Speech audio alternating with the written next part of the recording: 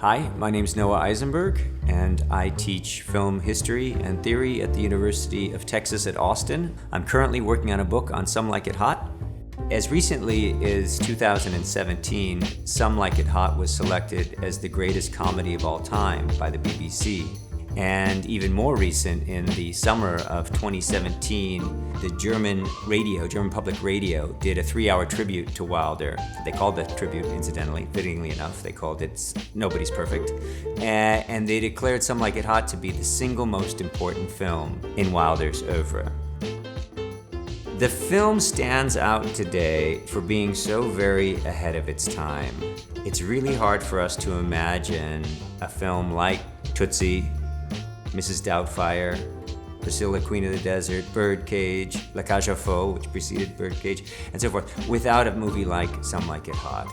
Wilder was very, very interested in the idea of men dressing as women, an idea that he'd already become intrigued with in the 1920s.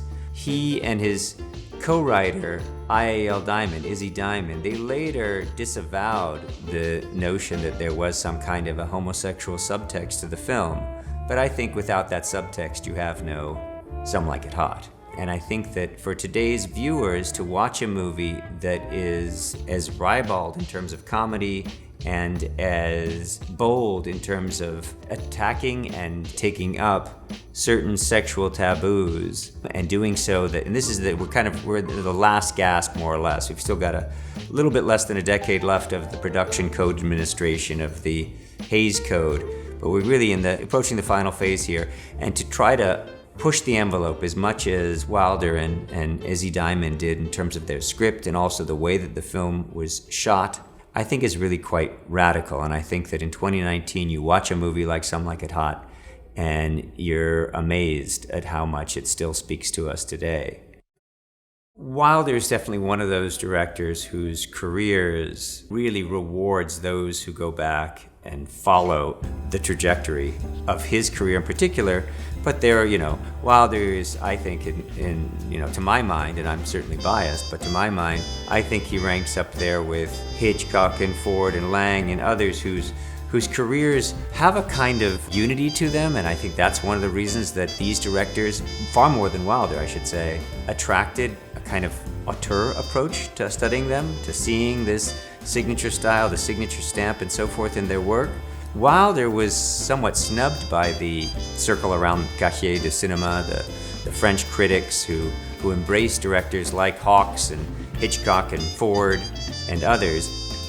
Wilder, however, is far more diverse in terms of the subjects that he takes up in his work, the different genres that his work traverses and work encompasses. And I think in the case of Some Like It Hot, it's worthwhile going back to his early days to understand how he came to direct a movie like this and how deeply, deeply rooted it is in his own professional and personal life. In 1925, a group of female jazz performers arrived in Vienna on a train from Berlin.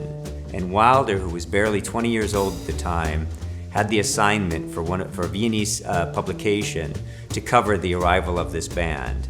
And he wrote this loving piece. It's filled with humor and wit, the kinds of Wilderian ingredients that I think we come to expect from him. But at this point in time, not yet 20, you get a sense of the playfulness of his writing, the mischief of his approach and his sensibility.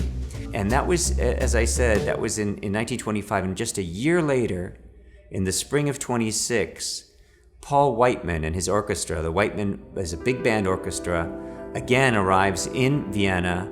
Wilder covers the band, and then, excited as he was about American big band jazz music, he traveled with the Whiteman Orchestra to Berlin as a freelance journalist and covered their performances in Berlin.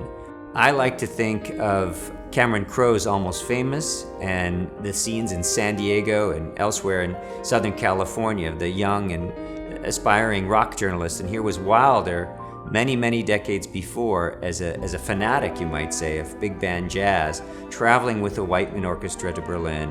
And it was in Berlin then that years later, he had in the second half of the 1920s, He had a very lively and distinguished career as a journalist. He covered a lot of the cultural happenings in late Weimar Berlin, covered the film scene, he covered music, and in particular jazz.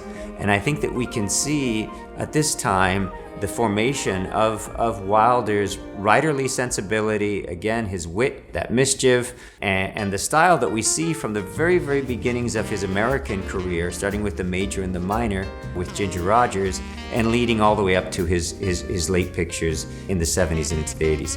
So I think that Some Like It Hot is an important film that spans the earliest period of Wilder's career as a writer, writing freelance journalism in late Weimar Berlin. And as a budding screenwriter, he composed his first screenplays in the summer of 1929. Most famous among them, People on Sunday, that he wrote for directors Robert Siodmak and Edgar G. Ulmer, with Fred Zinnemann assisting on camera on that film, and Eugen Schriftan as the official DP.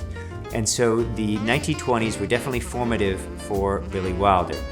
It was at that time, soon after the Nazis rose to power in 1933, that Wilder had the good sense to hightail it and get out of Berlin, and he made his way to Paris. And in 1934, he was living in a hotel, the Hotel Ansonia in Paris.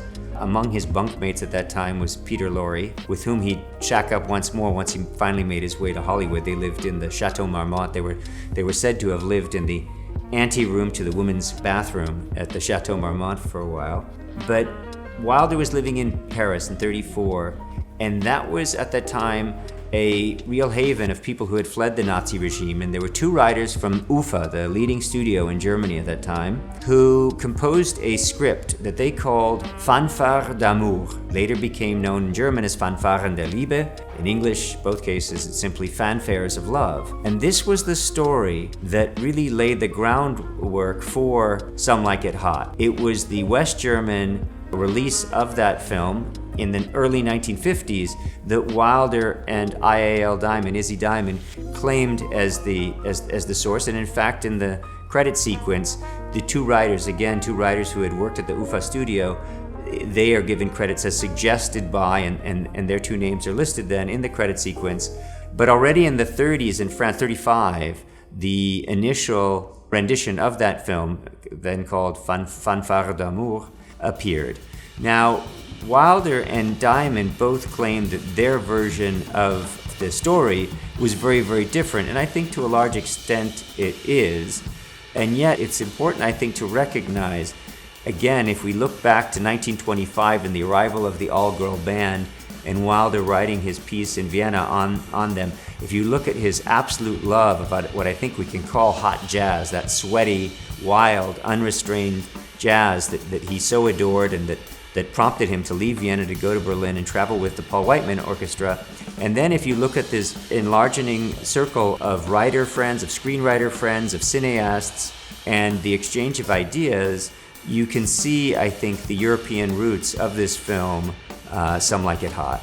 And I think you can see it too, even though it's set in Prohibition-era Chicago and you have the mobster backdrop, I think one could very, very easily see, and I certainly do, flickers of the Weimar scene as well, sort of folded in, or the expression probably du jour, the expression of the day, probably baked in to Wilder's film. So I think the story of Some Like It Hot and what IAL Diamond and what Billy Wilder ultimately do with the script, it's important to note the origins of Wilder's Weimar era and even his interwar Viennese connection to the different ideas, the different themes, the different images that kind of circulate in this film.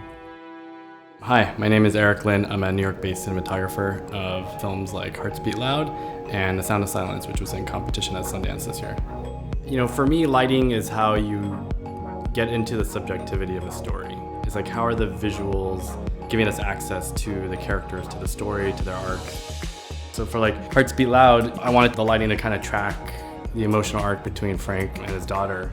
They're, cohabitating, but in very kind of separate worlds. And, I wanted the lighting to accentuate that kind of difference. So, it's in these ways that I'm always trying to accentuate the subjectivity of the character.